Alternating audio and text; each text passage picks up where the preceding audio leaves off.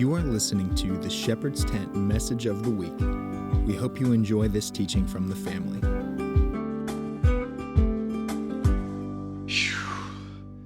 He said it wasn't hot today, but I'm still pouring down sweat. And for those of you that have hair, count yourself blessed, because those of us that don't, it just sort of just goes every direction. You know what I mean? Golly, it's a warm day today. But I'm excited. It's an honor. It really is an honor to come and just share a little bit of what I've been sensing from the Lord. Matter of fact, Ryan, James, if we can go ahead and just bring the house lights up. There's no sense in keeping it dim. But you guys do have to forgive me. We've been singing, and I got to take a little sip of water. Excuse me. But as Mark asked me about a week ago, he texted me and he was like, "Hey, we're going to be gone, down in Mobile the weekend of the 6th." He said, "Would you be up for sharing that week?" And I was like, "Yeah, absolutely. That's no problem."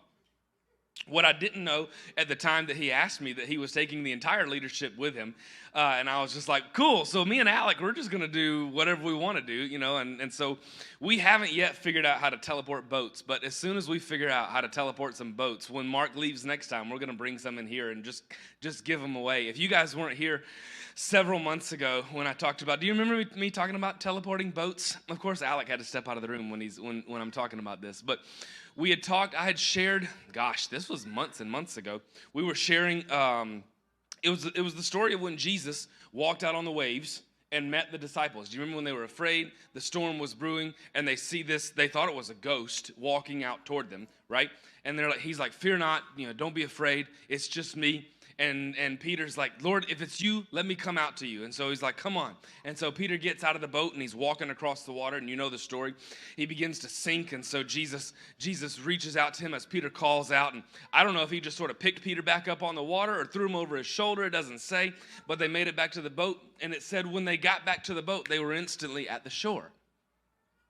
Do you realize that means Jesus teleported boats? And Jesus said, "Anything that you have seen me do, you too shall do greater than this." So I'm planning to transport some cruise ships. Do you know what I'm saying? Like, I don't know where in Covington we're going to put them. Plop them on Lake Varner. They'll probably fit about 2 of them right there. But hey, I would be good to just have some cruise ships, and we can just go in a little circle around the reservoir lake here in Covington until somebody speaks to us in Ocean to come in, and then we'll have a beach right here in Covington. I don't know if anybody has been praying for beachside property in Covington, but if you haven't, you can now. You're welcome. So anyway, all that being said, since Mark left us in charge this weekend, we're just going to do whatever, maybe teleport some boats, and I think it'll be a lot of fun. But this morning, as we discuss and talk, I'm gonna come out of Hebrews chapter 6. We've been in Hebrews a lot over the last several weeks.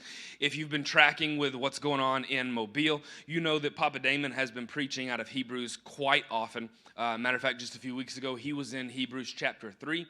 I think I've mentioned, no, I don't believe I've mentioned in front of the family. I know I mentioned on the podcast, but if you have not listened to, let me tell you the right date.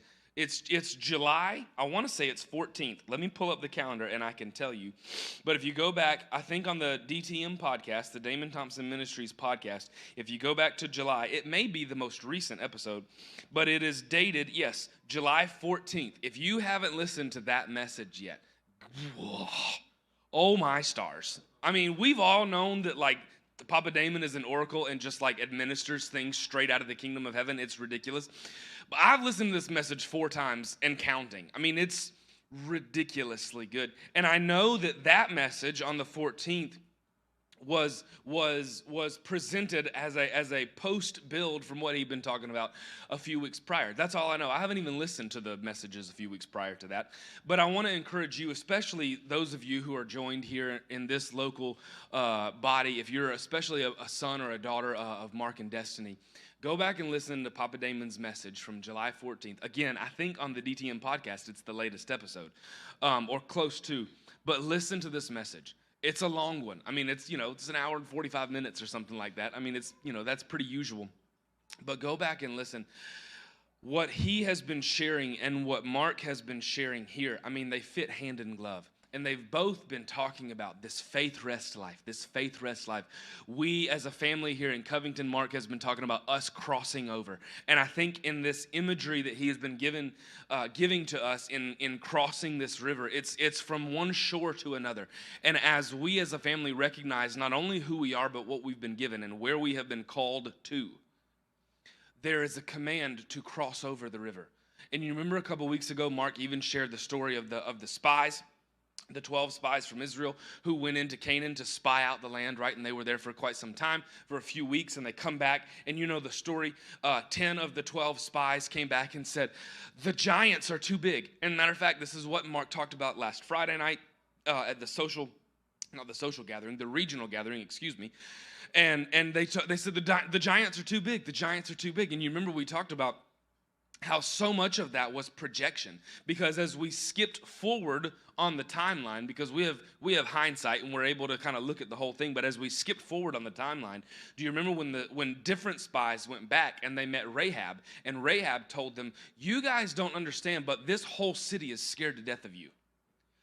Meanwhile, previously, the 10 spies said, we're scared to death of that whole city. They're all massive. Fast forward again, Rahab says, this whole city is scared of you guys because we've all heard of the God that you serve and how he fights for you and what he does for you and how he takes care of you. And I need you to understand that everybody over here is scared. They're really, really scared. And so because of that, you guys can pretty much have the lay of the land. I just need you to know that we're all freaking out over here. And you remember the story with the spies and Rahab. The spies told her, they said, listen, gather your whole family into your home. Drop a scarlet rope, a scarlet cord out your window. And when we come and we surround the city and our God gives us the city, you and your family, whoever is in this house, will remain. And do you remember this was when they marched around the city. And finally, when the walls fell, Rahab's house stood. And do you know that Rahab is in the genealogical line of Jesus? That's a big, big deal. Spies came back from Israel to Israel. They came back and they said, we can't take it. Fast forward, the Canaanites said, we're all scared. And Jesus says, you know what? I'm going to include a Canaanite in my lineage. For a Jewish culture, that's a big deal. It's difficult for us, especially as Westerners, but even as Americans, for us to grasp how big a deal family history is. But in Jewish culture, family history is everything. It's absolutely everything. It is paramount. And to have included a Canaanite prostitute in the line of Jesus was massive. And so what we talked about over the regional gathering last week was there's no giant too big that hasn't met our God that can't take care of it for us. I just summed up about 2 hours worth of teaching in just that little phrase. If you haven't gone back and listened, I don't know yet. I haven't checked the Shepherd's Tent podcast. I don't know if we have uploaded the regional gathering message or not. Does anyone know? Has anyone noticed yet? Okay, that's fine if we haven't. But you think it is? So the regional gathering on the Shepherd's Tent podcast, go back and listen to that. That, like I said, that would have been from last Friday night. But as I was just asking the Lord, like, what is it that we want to steward? Because I've recognized that I have a role in a position here to help take what Mark has been teaching and just sort of hone in and steward that to an even deeper level. Just like Mark does with us for what Papa Damon is teaching to the family at large. Do you understand? And so I'm like, man, this is a big, big deal. Us crossing over. Us understanding that the land has already been given to us. And in the message from July that Papa Damon teaches that I just told you about, Papa Damon really, really, really makes a big deal about the fact that it's not just a geographical destination that when you get there, everything's going to be okay. And for those of you who have moved to Covington from some distance away, whether it's neighboring Conyers or Pennsylvania or wherever you were from up in the Great Lakes area or Arkansas or where, it doesn't matter where, Covington, having a Covington address doesn't fix all your problems. Michaela, I'm sorry. I know you've been here for 2 whole weeks. I just want to let you know It ain't going to fix every problem that we've ever. Kirsten, have all your problems gone away since you've been here? No, of course not. Right, because it's not just a geographical address that's just going to fix everything. It's also you understanding that there is a realm of rest that you have been called into. There is a realm of victory that you have been ushered into. There is a realm of identity that you have to understand that it is your responsibility to believe that you are in. And when you are there, it begins unlocking things. And the geographical position is important. Proximity to a father and a mother is massively important. There's no skip past that. You don't get a do-over. You don't get a, well, it's okay because you live too far away, so the rules don't really apply to you. No. Geography is a big deal. Proximity to spiritual parents is a big deal. But so is understanding that you have a responsibility to believe that there is a realm for you to enter into and live in for the rest of your days. And when you enter into this realm, can I speak to the parents in the room just for a minute? When you enter into this realm, do you know how much easier it is for your children to enter into that realm? Do you understand? Do you understand that there is a realm that you have been called to enter into, that they are going to naturally just see, we've always been in this realm, Papa. What do you mean you had to struggle to get into this? I was born this way. And when you understand that your children now have the ability and the privilege and the honor and the invitation to live in the realm that you've realized that you now have access to, imagine what your grandkids will have. Why can't they create a realm? Jesus said, what you've seen me do, you will do greater, right? And so if Christ is able to create and open up a realm for us to enter into and live, why can't your grandkids create one? Do you have a scripture verse for that, Caleb? No eye has seen, no ear has heard what he has prepared. And I'm telling you, man, we've been called to dream. My shoes are squeaking. Do you hear them? They're just, it's fantastic. So I got to make sure I keep talking so that you don't hear it, because when I slow down, I can hear it. So maybe if I stop talking, I just have to stop moving. That's tough. But nonetheless, we will persevere and we will cross over. Bless God for squeaky shoes. And so, like I said, July 14th, I still have my calendar pulled up here. I'm going to get to Hebrews chapter 6. In just a minute. If you want to turn there, you are welcome to. We're going to start in the second half of verse 18. And we're just going to read a few verses just to the, I believe it was the end of the chapter. But again, I want to remind us that we as a family, especially here in Covington, we have made this a really big deal, that we are called to cross over. There is another realm for us to enter into, and it involves a realm of faith, rest, life. And I say those three words almost with a dash between them, right? Faith dash rest dash life. Because all three, we've been called to coexist with all of them. With faith, with rest, with life. It's not a faith, rest, life. It's not a rest of faith in life, right? It's not a faith of rest in life. It's all of the above. Do you see what I'm saying? I can't tell you what it looks like for you personally, practically, to enter into rest. But when I mention the word rest, most of the time, when we have yet to believe that we are in it because it is finished by the work of Christ, something starts vibrating in our heart and it says, I really want that, but. I really want that, but. Whatever comes after that word but is what Christ is calling to let you just put down, and he's going to take care of so that you can enter into that realm. That's the giant that he's going to slay and put down. Do you understand? Do you know how easy it is for him to slay giants? He speaks words. We talked about just last week, it's not my responsibility. Let me properly explain this. Let me get the whole thought out before you sort of digest it. It's not my responsibility to be responsible for spiritual warfare. I've not been called to fight. Is spiritual warfare a thing? Absolutely it is. Absolutely it is. And if you think that this family being called to cross over has not caught the attention of the enemy, you're crazy. I need you to understand that there are principalities and powers warring against what we're trying to cross into. But it's not my job to fight them or worry about them or be concerned with them. It's not even my responsibility to address them. It's my responsibility to rest in the promise that Christ has already finished what he started, and I get to inherit it because I'm his. This is so much more about believing for an inheritance and entering a realm than it is for you to fight. He fights, not you. Are you in a spiritual battle? Absolutely. Have you been called to put on armor so that you can fight the enemy? No. Did you notice when Mark went through a few weeks ago the armor of God? Did you realize that all of those things are things that we as believers naturally get access to immediately upon entering into the kingdom?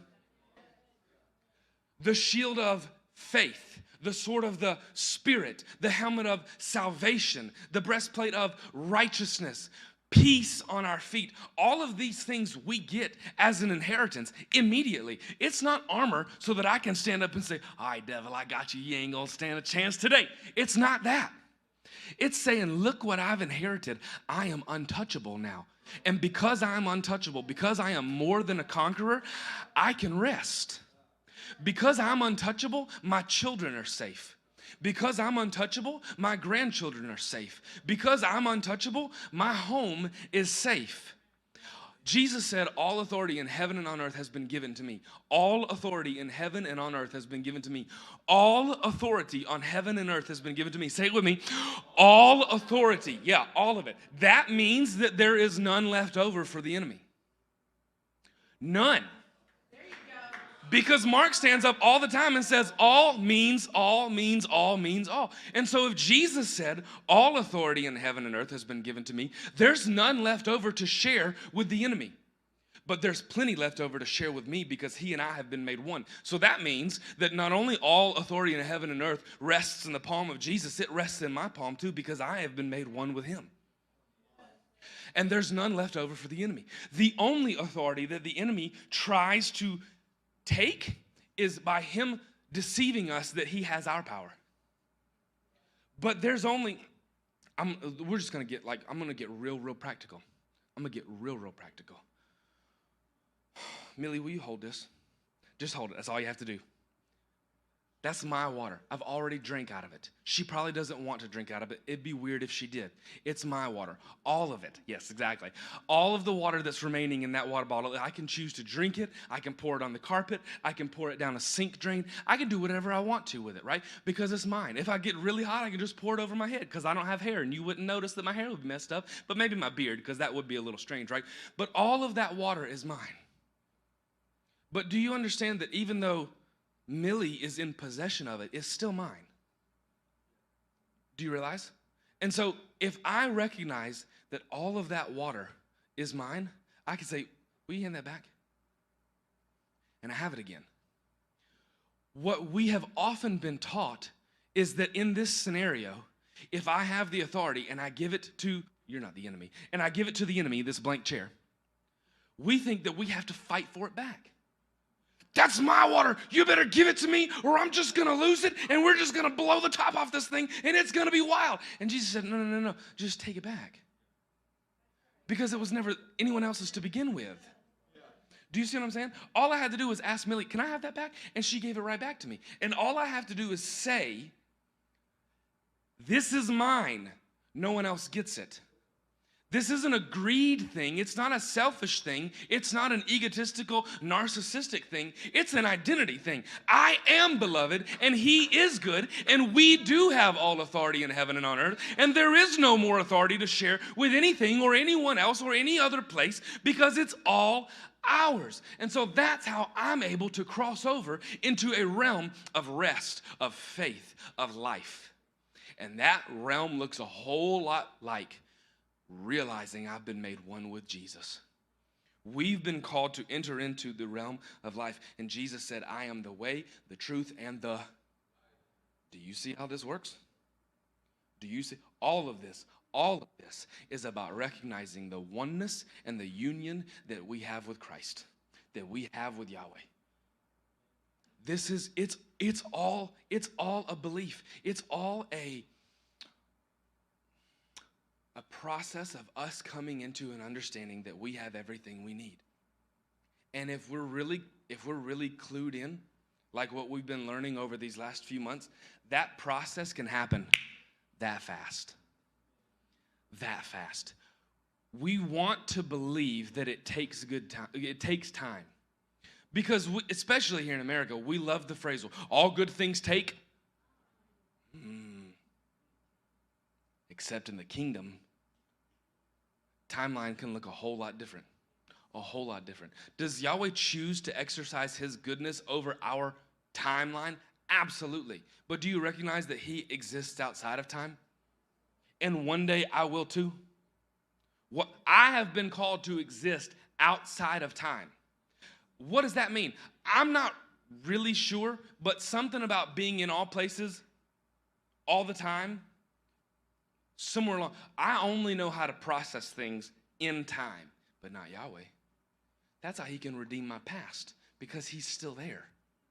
What do you mean he's in the past? He's not in time. What does that mean? I don't really know. There's a lot more people who are a whole lot more intelligent than me that can explain it a lot better, and I'm not going to try to mimic what they say, but what I do know is that the reason my future is secure is because Yahweh is already there. Do you see? The reason that my present can be so firm on a foundation is because he's here in the present with me, right? I've always hated that stupid, corny little phrases. Oh, the time that we have now is a gift, and that's why they call it the present. Ugh. No, but do you understand that the past, present, and future, Yahweh exists on all of those, and he's able to usher, guide, and shepherd as a good shepherd us in this timeline? Do you know it's really easy to freak out about what's happening on our timeline? I'm telling you, man, I've been having conversations with a lot of us in this family, especially those who are in Covington, who call Mark and Destiny a spiritual mother and a spiritual father. And there's a lot of things swirling. There's a lot of things swirling. And a lot of those swirls, y'all excuse me, a lot of those swirls right now in the present place on the timeline look as though they are negative. One of the most immediate things that can appear negative is a bank account with real small numbers. I don't know if anybody, I do know, I'm not going to call anybody out, but I know that there are several of us in the family where it's just like, Lord, I'm going to need a few more zeros to the left of that decimal place in my bank account, and I'm going to need it real fast because bills are due, right? It's the thing. We in this family, a great deal of us have been called, rightfully so, into an entrepreneurial lifestyle.